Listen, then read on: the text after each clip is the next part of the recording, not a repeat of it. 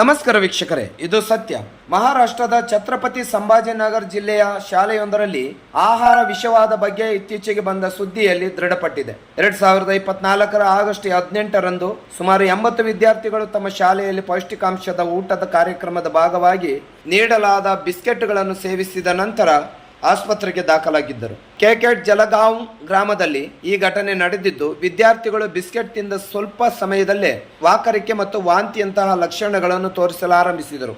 ರೋಗ ಲಕ್ಷಣಗಳನ್ನು ವರದಿ ಮಾಡಿದ 257 ವಿದ್ಯಾರ್ಥಿಗಳಲ್ಲಿ 153 ಮಂದಿಯನ್ನು ಹತ್ತಿರದ ಗ್ರಾಮೀಣ ಆಸ್ಪತ್ರೆಗೆ ಕರೆದೊಯ್ಯಲಾಯಿತು ಮತ್ತು ಹೆಚ್ಚಿನವರಿಗೆ ಚಿಕಿತ್ಸೆ ನೀಡಿ ಡಿಸ್ಚಾರ್ಜ್ ಮಾಡಲಾಗಿದೆ. ಆದಾಗ್ಯೂ ಹೆಚ್ಚು ತೀವ್ರವಾದ ರೋಗ ಲಕ್ಷಣಗಳನ್ನು ಹೊಂದಿರುವ 7 ವಿದ್ಯಾರ್ಥಿಗಳನ್ನು ಹೆಚ್ಚಿನ ಚಿಕಿತ್ಸೆಗಾಗಿ ಛತ್ರಪತಿ ಸಂಭಾಜಿನಗರದ ಉನ್ನತ ಮಟ್ಟದ ಆಸ್ಪತ್ರೆಗೆ ವರ್ಗಾಯಿಸಲಾಯಿತು. ವಿದ್ಯಾರ್ಥಿಗಳ ಸ್ಥಿತಿ ಈಗ ಸ್ಥಿರವಾಗಿದೆ ಎಂದು ವರದಿಯಾಗಿದೆ ಮತ್ತು ಫುಡ್ ಪಾಯ್ಸನ್ ನ ಕಾರಣವನ್ನು ಕಂಡು ಹಿಡಿಯಲು ತನಿಖೆ ನಡೆಯುತ್ತಿದೆ.